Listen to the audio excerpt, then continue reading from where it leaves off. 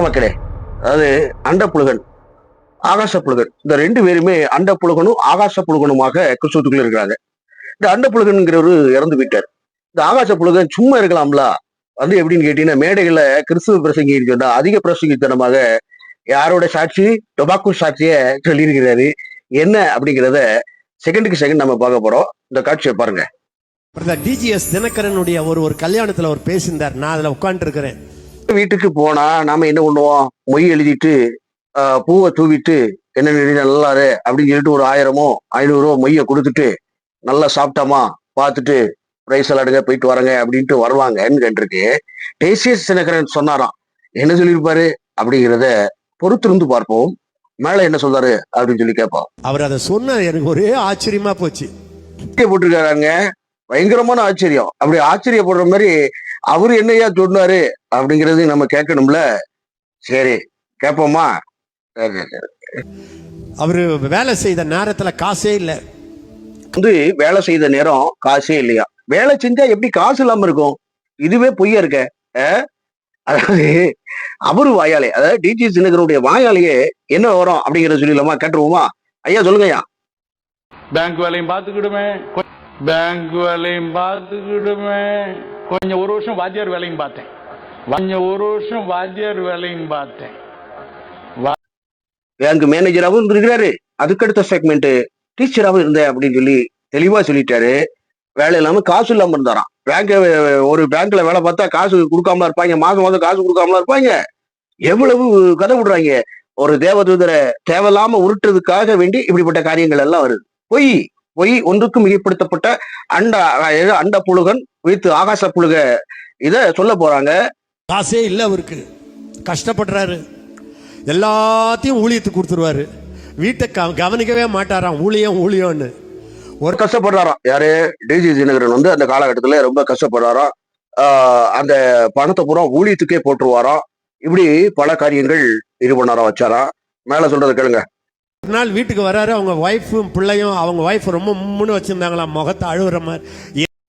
அவன் அம்மா, அதாவது அவங்க வீட்டுக்கார அம்மா என்ன சொல்லிச்சான் அப்படின்னு கேட்டீங்கன்னா, ரொம்ப முறைச்சுதான். முறைச்சிட்டு அதுக்கப்புறம் என்ன சொல்லிச்சான்? என்னம்மான்னு கேட்டாராம். உங்களுக்கு உலகமே தெரியாது, உங்களுக்கு ஊழியம் தான் எல்லாம். நாளைக்கு உங்களுக்கு உலகமே தெரியல. உலகமே தெரியலன்னா என்னது? வீட்டை பத்தியே கவனம் இல்லை அப்படிங்கிறத. முதல்ல ஒரு ஊழியக்காரனாக இருக்கட்டும், மற்றுமாக கிறிஸ்தவர்களா இருக்கட்டும், வீட்டை எப்படின்னு கேட்டீங்கன்னா, கணவன் என்ன பண்ணணும்? வீட்டை நன்கு கவனிக்கிறவனா இருக்கணும். வீட்டினுடைய மனைவி பிள்ளைகள் எல்லாத்துக்கும் என்ன பண்ணணும் அப்படின்னு கேட்டீங்கன்னா, தன் கடமைகளை சரியா செய்யணும். அப்படி சரியா செய்யாதவங்க ஊழியம்னு போயிட்டு ஊழியத்துல எல்லாத்தையும் போட்டுட்டு எல்லாரையும் பட்டினியோட இருக்க வைக்க கூடாது, துணி இல்லாம வைக்க கூடாது. அது போக இதெல்லாம் ரொம்ப பொய் உருட்டு அப்படிங்கறத தெளிவா நாம தெரிஞ்சுக்கிடணும். சரி, அதுக்கப்புறம் மறுபடியும் மேல என்னங்கிறத சொல்லுங்க. என்று ஒரு தேவதூதன் தோன்றினான். அவர் சொல்ல என் காதல எப்படின்னு கேட்டீங்கன்னா, ஒரு ரெங்கு பெட்டி இருக்கு தெரியுமா? அதாவது பழைய காலத்துல எப்படின்னு கேட்டீங்கன்னா, நம்ம ஸ்கூலுக்கு போறோம் அப்படின்னு கேட்டீங்கன்னா ஹாஸ்டல்ல தங்கி படிப்போம். அப்போ ஹாஸ்டல்ல தங்கி படிக்கும் போது ட்ரெங்கு பெட்டி மாதிரி இருக்கும், புரியுதுங்களா? அந்த ட்ரெங்கு பெட்டி, இந்த பெட்டி தான். இந்த பெட்டியில எப்படின்னு கேட்டீங்கன்னா, துணிமணிகள் எல்லாம் போட்டு அதுக்கப்புறம் மறுபடி பொடி, என்ன பொடி, அதாவது எப்படின்னு கேட்டீங்கன்னா, அது என்ன சொல்றது, அரிசிய நல்ல பொடி பண்ணி சீனி எல்லாம் போட்டு அப்பப்போ சாப்பிட்டுக்கணும். சத்தான ஆகாரங்கள் எல்லாத்தையும் சேர்த்து வச்சு அதுக்கப்புறம் மாசமான சில தின்பண்டங்கள் எல்லாம் கொண்டு அதுல வச்சு பூட்டிட்டு போறதுக்கு அந்த ரெங்கு பெட்டி இருக்கும். அந்த ரெங்கு பெட்டி மாதிரி இவர்கிட்ட இருந்திருக்கு. அதுல அழுக்கு துணி இருந்துச்சான். அழுக்கு துணி இருக்கும்போது தேவதூதர்கள் எப்படி பழைய பெட்டியை திறந்து பார்த்தா கரெக்டா அந்த பழைய துணி இருக்கு. அந்த துணி எப்படி எடுத்தா பண்டில் ரூபாய் நோட்டுகள், புத்தம் புதுசு. சும்மா கூட கேட்டீங்கன்னா, அதை எடுத்துட்டு வா அப்படின்னு சொல்லிட்டு அங்க பாத்தீங்கன்னா புது நோட்டு. எவ்வளவு பெரிய உருட்டு அப்படின்னு தெரியுதா தெரியலையா? மக்களை கோமாளியாக்குறதுக்கு அநேக திட்டங்களை கொண்டு வந்தாங்க. தேவதூதர்கள் இப்படி கட்டுக்கட்டா கொடுக்குறாங்கன்னு சொன்னா இது எங்க கேட்ட மாதிரி இருக்குதே. அது ஒரு காட்சியை பாருங்க. தீர வேண்டும், நான் கொடுத்தே தீர வேண்டும், இல்லாவிட்டால் என் தலை சுக்குநூறாக வெடித்து விடும். அதாவது விளக்கை தேய்த்தால் வருவேன், என்ன வேண்டுமோ கேளுங்கள் அப்படிங்கிற ரீதியில சினிமா காட்சிகள்ல வரக்கூடிய பூதத்தை போல தேவதூதர்களை தேவையில்லாத காரியங்களுக்கு அவர் கஷ்டப்பட்டாரா, ஊழியத்துல கொடுத்த உடனே ரெக்கு பட்டியை கொடுத்தாரு அப்படின்னு சொல்லி கதை விடுவதும், இவங்களுக்கு வாடிக்கையா குடும்பமே தேவதூதர்களை தேவையில்லாம பார்த்து கார் வாங்கிட்டு இருந்தாருன்னு அந்த அக்கா சொல்றது கூட கேட்டு வந்துருவோம். கேளுங்க. ட்ரீமில் ஒரு ஏஞ்சல் வந்து என்னிடத்துல என்னை தட்டி எழுப்பினான். எழுந்துரு, சீக்கிரமாக சொல்லு, உனக்கு எப்படிப்பட்ட கார் வேணும்னு சொல்லு என்று சொன்னான். கனடாவில் ரொம்ப கஷ்டப்பட்டிருக்காங்க அக்கா. அதுக்கப்புறம் கனடாவில இருந்து அதுக்கப்புறம் மறுபடியும் காரு, தேவதூதர், இப்படி பல காரியங்களை உருட்டுனதை நம்ம பார்த்தோம். வரிசையாக உருட்டுவதில் வல்லவர்கள் அப்படின்னு சொல்லலாம். ஒண்ணு ஜெப பேனா. பாத்தீங்களா, ஜெப பேனா. அது 1.5 பேனாவை 15 ரூபாய்க்கு வித்திருக்காட்டா எவ்வளவு பெரிய வியாபாரியா இருக்க முடியும்? பேனா வியாபாரி கூட இவ்வளவு ட்ரிக்கா ஏமாத்த முடியாது. அதுக்கப்புறம் மறுபடியும் வீடு, புது வீடுகள்ல கட்டுறீங்க அப்படின்னு சொன்னா தங்கச்சாவி திட்டம் கடந்த 2012 அந்த அந்த காலகட்டங்கள்ல தங்கச்சாவி ஃபேமஸா இருந்துச்சு. ஜெப தங்க பேனா. இதை வந்து தொங்க விட்டீங்க அப்படின்னு சொன்னா உங்களுக்கு ஆசீர்வாதம். புரியுதுங்களா? அது ஒரு திட்டம். அதுக்கப்புறம் மறுபடியும் பாத்தீங்க அப்படின்னு சொன்னா குடும்ப ஆசீர்வாதம் திட்டம் அப்படின்னு சொல்லி 1000 2000 போடணும் வைக்கணும். அவங்களுடைய வெப்சைட்ல பாத்தீங்கன்னா டொனேட் அப்படிங்கிற மாதிரி இருக்கும். இப்படி பல காரியங்கள் சொல்லிட்டு இருக்காங்களே. அப்போ அப்படியாக எப்படி தேவதூதர்கள் டிஜே தினகரனுக்கு மட்டும் கொடுத்தாருன்னா அவருடைய பிள்ளைகளுக்கும் பிள்ளைகளுடைய ஆசீர்வாதம் இருக்கு இல்லையா? அப்போ தேவதூதர்கள் ஏன் வந்து கொடுக்கல? சரி, ரைட்டு. இன்னொரு காட்சியும் பாருங்க. காணிக்கை அனுப்பும் பொழுது ஆண்டவரே அதை பெற்றுக்கொள்கிறார். இயேசு அழைக்கிறார், ஊழியத்திலே உங்கள் காணிக்கையை கொடுக்கக்கூடிய காணிக்கையை இயேசு கிறிஸ்துவே வாங்குகிறார். சரி, மேல சொல்லுங்க. ஒவ்வொரு பைசாவும் முழுமையாக ஊழியத்திற்கே செலவிடப்படுகிறது. அதை நாங்கள் ஊழியத்துக்கே செலவிடுகிறோம். மேல எங்களுக்கோ எங்கள் குடும்பத்திற்கோ ஒரு பைசாவும் வருவதில்லை. அத்தனையும் கர்த்தருடைய ஊழியத்திற்காகவே செல்லுகிறது. இதுக்கே பண்ணுகிறோம். எதுக்கு பண்ணுகிறோம் அப்படின்னு கேட்டீங்கன்னா, இன்கம் டாக்ஸ் நிறுவனத்திடம் காட்டி அதை பதிவு செய்து ஐடிக்கு கொடுக்குறாங்களா, காட்டிட்டு பிறகுதான் நாங்கள் செலவு பண்ணுகிறோம். ஐடி ரைடுல எவ்வளவு வந்திருக்கு அதையும் பார்த்துட்டு வந்திருக்கேன். கணக்கில் காட்டப்படாத 120 கோடி ரூபாய் சொத்துக்கள் கண்டறியப்பட்டுள்ளதாக கூறப்படும் நிலையில் விசாரணைக்கு ஆஜராகுமாறு அவருக்கு சம்மன் அனுப்பப்பட்டுள்ளது. 5 கிலோ தங்கம், அதுக்கப்புறம் மறுபடியும் 150 கோடி ரூபாய் இஸ்ரேல் மற்றும் பல நாடுகள்ல வச்சிருக்காங்க. கணக்கு காட்டப்படாத பணம். இது தேவதூதர்கள் கொடுத்தாங்களா அப்படின்னு கேட்டீங்கன்னா, தேவதூதர்கள் இல்ல, விசுவாசிகளை முங்காம் போட்ட பணங்கள். விசுவாசிகளை முங்காம் போட்ட இந்த தங்கம்லாம் எடுத்தாங்க இல்லையா, இதெல்லாம் தங்கச்சாவி. 5 கிலோ தங்கச்சாவி எப்படி இது பண்ணாங்க, ரெடி பண்ணியிருக்காங்க. கடைசியில் அது ஃபெயிலியர் ஆகி போச்சு. புரியுதுங்களா?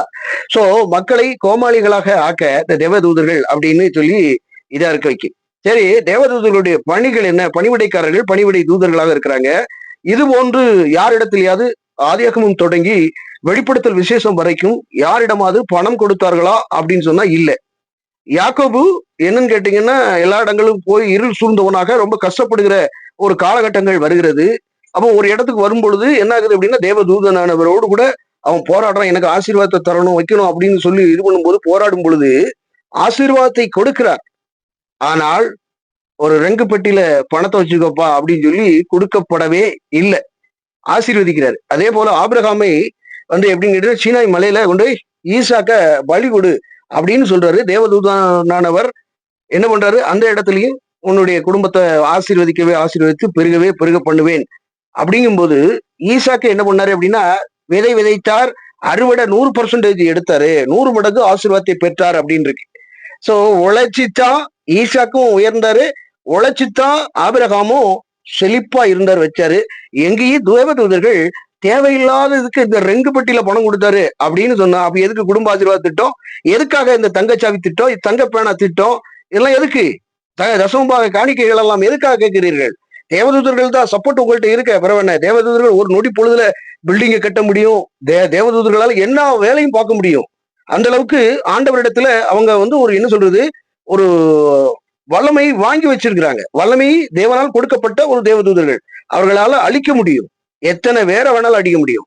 அப்படிப்பட்ட தேவதூதர்கள் தேவையில்லாம ரெங்கு பெட்டியை கொடுத்தாங்க அப்படின்னு சொன்னா, ஏன் மக்கள்கிட்ட கேட்குறீங்க? தசம பாகம், அதுக்கப்புறம் மறுபடியும் தங்க பேனா, இதெல்லாம் எதுக்கு? வியாபாரங்கள் எதுக்கு? தேவையே கிடையாது இல்லையா? அதே வேளையில எப்படின்னு கேட்டீங்கன்னா, தேவதூதர்களுடைய பணி என்னவாக இருந்தது அப்படின்னு கேட்டீங்கன்னா, சிறப்பு நற்செய்தியாளர்களாக கணக்கிட்டு பண்ணாங்க, வச்சாங்க. ஒண்ணு, மரியாள், இயேசு கிறிஸ்துவனுடைய தாயாராகிய மரியாளோடு கூட ஒரு கனெக்ட் பண்றாங்க. எப்படின்னு கேட்டீங்கன்னா, உன்னிடத்தில் பிறக்கக்கூடியது பரிசுத்த ஆவியினால் நிறைவேறப்பட்டது, அதற்கு இயேசு என்று பெயரிடுவாயாக, அவர் பெரியவராய் இருப்பார் அப்படின்னு சொல்லி சொல்லப்படுகிறது. இவனை இது பண்ணதுக்கு வைக்கிறதுக்கு யோசேப்ப என்ன பண்றாரு அப்படின்னு கேட்டீங்கன்னா, அவர்கிட்டையும் தேவதூதன் வந்து உன்னிடத்தில் பிறக்கக்கூடியது இயேசு கிறிஸ்து, அவர் மிகப்பெரியவர், தேவனுடைய குமாரன் எனப்படுபவர் அப்படின்னு சொல்லி இப்படி கனெக்ட் ஆனாங்க. சரி, அதுக்கு அடுத்ததாக இயேசு கிறிஸ்துவ வந்து எப்படின்னா, அதுக்கு அடுத்த கட்டங்கள்ல தேவதூதர்கள் எப்படி கனெக்ட் பண்ணாங்கன்னா, கெத்செமனே தோட்டத்துல நாளைக்கு ஒரு கோர சம்பவம் நடக்க போகுது, இதெல்லாம் காட்சிப்படுத்தப்படுகிறது, பெரிய பயங்கரமான ஒரு காரியம் நடக்க போகுது, 3 முறை ஜெபிக்கிறாரு.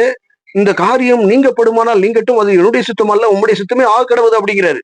அப்போ வேர்வையோடு ரத்த துளிகள் விழுந்து வியாக்குலமானார் அப்படின்னு இந்த கோர சம்பவத்தை வியாக்குலம் ஆகுறாரு. ரொம்ப என்ன சொல்றது, ரொம்ப ஆவிக்குள்ள கலங்குறாரு, மனம் கசக்குறாரு. இப்படி பல காரியங்கள் இருக்கும்போது தேவதூதர்கள் வந்து ஆசுவாசப்படுத்தினார்கள் அப்படின்னு. என்னன்னா, உலக மக்களுக்காக நீங்க கண்டிப்பா செய்தே ஆக வேண்டும், அதுல எந்த மாற்று கருத்தும் இல்லை, இதை செய்தா தேவனுடைய அன்பு பூரணப்படும் அப்படின்னு சொல்லி தேவதூதர்கள் அப்படி கனெக்ட் ஆனாங்க.